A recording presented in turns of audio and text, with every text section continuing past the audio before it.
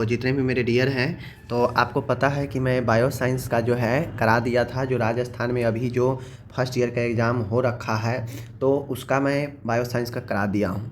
Main purpose मेरा यही है कि 15 जो ऑब्जेक्टिव है वो करा दूँ, ताकि आप सभी जो भी आगे यूपी में अभी एमपी में एग्ज़ाम होने वाला है, तो उसमें से इन 15 में से अगर 2-4 भी आ जाता है तो आपके लिए बेनिफिट है। ठीक है, तो चलिए देख लेते हैं। हाल ही में एग्ज़ाम हुआ है फर्स्ट ईयर का, तो और सप्ली पेपर हुआ है, तो चलिए देख लेते हैं। ठीक है, क्वेश्चन सेम रहता है। देखिए, कहता है सोशियोलॉजी जे समाज शास्त्र एक क्या है। देखिए, पहले 3 जो है ये पूछा है चुनने वाला, लेकिन आपसे ये जो चुनने वाला है एमसीक्यू, ये हो सकता है फिलअप में भी पूछ दे। ट्रू फॉल्स के रूप अलग अलग हो सकता है। ठीक है, क्वेश्चन का जैसे सोशियोलॉजी इज क्या है। सोशियोलॉजी एक सोशल साइंस है, समाज शास्त्र एक जो है सामाजिक विज्ञान है। ठीक है, तो नेचुरल का तो होगा नहीं, व्यवहारिक होगा नहीं, फिजिकल होगा नहीं, तो यह सोशल साइंस सही है। ठीक है, आगे मैं बढ़ता हूँ कि स्वास्थ्य सेवाओं की मूलभूत इकाई क्या है। परिवार, समाज, समुदाय, राष्ट्र।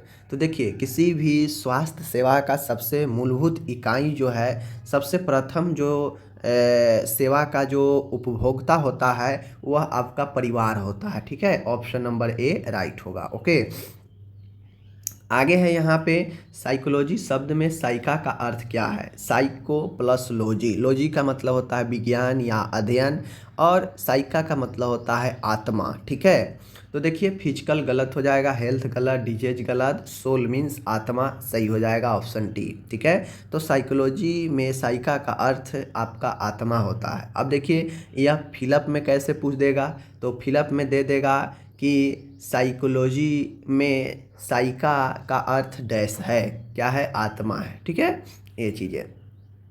अब आइए यहाँ पे एम से फिल इन द ब्लैंक है। फिल इन द ब्लैंक में पूछता है कि आईक्यू का फुल फॉर्म क्या है, आईक्यू का पूर्ण रूप बताए। तो आईक्यू का मतलब होता है I for intelligence, Q for quotient, intelligent quotient. ठीक है, तो जो इंटेलिजेंस क्यूटेंट होता है, जो आपका यह बुद्धि लब्धि जिसको हम हिंदी में बोलते हैं, यह आपका आईक्यू का इंटेलिजेंस क्यूटेंट होता है। ठीक है, जनसंख्या के अध्ययन, study of population is called. जनसंख्या के अध्ययन को क्या कहते हैं, डेमोग्राफी कहते हैं। क्या कहते हैं, डेमोग्राफी, याद रखिएगा। ठीक है, आगे मैं बढ़ता हूँ तो आगे मैं बढ़ता हूँ तो कहता है रिपीटेड बिहेवियर इज।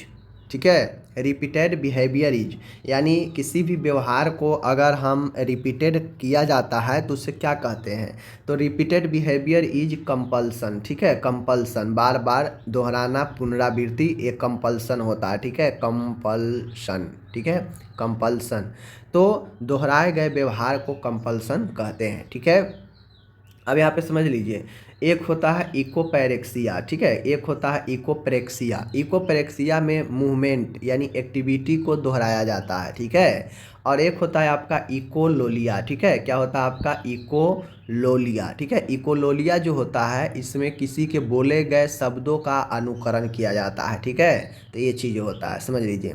आगे है, एक स्त्री का अनेक पुरुषों से विवाह करना क्या कहलाता है। मतलब एक स्त्री है और सेवरल मेन है। ठीक है, अनेक पुरुष है। ठीक है, तो इसको हम लोग क्या कहते हैं, तो इसे हम लोग कहते हैं पोलीगामी। ठीक है, यानी इसे यह एक पोलीगामी का प्रकार है। पोलीगामी में भी होता है बहुपति विवाह, बहुपति विवाह, जिसके अनेक पति हो, एक पत्नी का अनेक पति हो, तो उसे बहुपति विवाह कहते हैं। ठीक है, तो ये आपका ये हो जाएगा।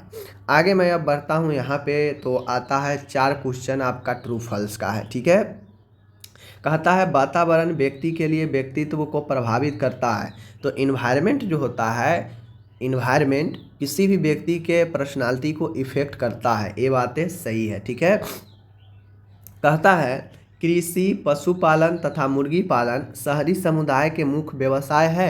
आपको पता होना चाहिए, शहर में बिजनेस होता है, मुख्य रूप से रोजगार होता है, नौकरी लोग करते हैं, मुख्य पेशा यही सब है। ये सब गांव की पेशा है, तो यहाँ पे शहर कर दिया है तो गलत हो जाएगा। ठीक है, सिगमंड फ्रायड ने मनोविश्लेषक सिद्धांत की स्थापना की। सिगमंड फ्रायड जो है साइको एनालिसिस थ्योरी का प्रतिपादन किया, तो ये बातें सही है। Sigmund Freud psychoanalysis theory दिया, ये हम कितना बार, सारा ऑब्जेक्टिव जो है मैं पढ़ा चुका हूँ, ठीक है। एक भी ऐसा इसमें से ऑब्जेक्टिव नहीं है जो मैं नहीं पढ़ाया हूँ और किसी को नहीं आता हो। जो अच्छे स्टूडेंट है सबको आ रहा होगा।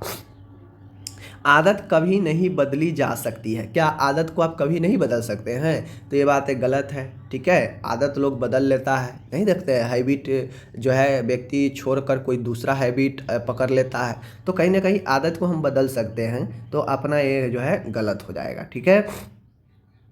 चीज़ें को समझना बहुत ज़रूरी है, समझिए तभी आप आगे बढ़ पाएंगे। अब यहाँ पे आ गया मैचिंग, 4 मैचिंग है, ठीक है। अब ये मैचिंग आपको ऐसा नहीं है, ये ट्रू फॉल्स में भी पूछ सकता है, फिलअप में भी पूछ सकता है।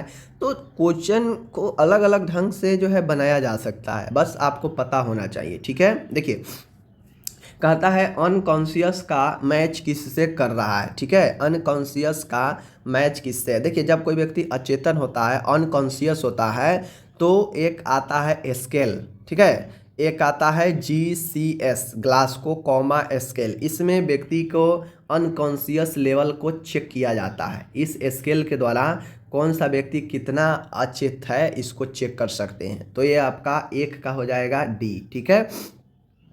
अब आता है क्लासिकल कंडीशनिंग। क्लासिकल कंडीशनिंग जो होता है वह आपको, देखिए मैचिंग का सबसे अच्छा तरीका है बनाने का, आप सीरियल छोड़ दीजिए, पहले जो आता है आपको पहले उसको मैच कर दीजिए। तो हम जानते हैं कि पहला से हम ये चौथा को मैच कर दिए, उसके बाद दूसरा से हम ये जो है पहला को मैच कर दिए, क्योंकि जो ओरल स्टेज होता है वह 0 से 18 माह तक ओरल स्टेज होता है, ठीक है, मुख्य अवस्था होता है। तो इन दोनों को मैच कर दिए। अब बच्चा 2 मैच, एक है आपका शास्त्रीय अनुकूल और एक है आपका यहाँ पे इंक ब्लॉक टेस्ट, ठीक है, इंक ब्लॉक टेस्ट। तो इंक ब्लॉक टेस्ट जो होता है माय डियर, मैं बता दूं यहाँ पे, तो यहाँ पे आप लोग देख लीजिए कि ये जो आपका इंक ब्लॉक टेस्ट होता है, मैं बता दूं यहाँ पे, इंक ब्लॉक टेस्ट से पहले आपका है क्लासिकल कंडीशनिंग। क्लासिकल कंडीशनिंग जो होता है यह आपका पावलो, ठीक है ना। क्लासिकल कंडीशनिंग जो है वह पावलो के द्वारा है, ठीक है ना।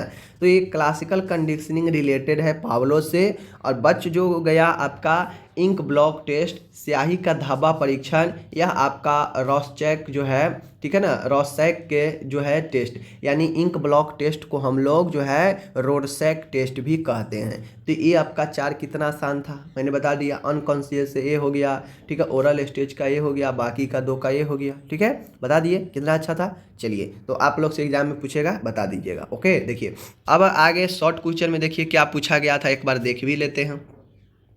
मानसिक रूप से स्वस्थ व्यक्ति का लक्षण, बाल अपराध, टेन स्ट्रेस यानी तनाव, समाजशास्त्र, ठीक है, लर्निंग और हैबिट, सब क्वेश्चन पढ़ा चुके हैं। देख लीजिए कोई भी ऐसा क्वेश्चन नहीं है जो नहीं पढ़ाए हैं, ठीक है। आगे है व्यक्तित्व के बारे में पूछा है, परिवार के बारे में पूछा है और सामाजिक समस्या के बारे में पूछा है। कौन सा क्वेश्चन है जो लॉन्ग में हमने नहीं पढ़ाया, टोटल पढ़ा दिया, सब पढ़ा दिया। तो जो लोग शुरू से हमसे जुड़े हुए हैं उनको पता है कि मैं क्या पढ़ाया हूँ क्या नहीं पढ़ाया हूँ, ओके। बाकी मिलते हैं अगले वीडियो में, धन्यवाद।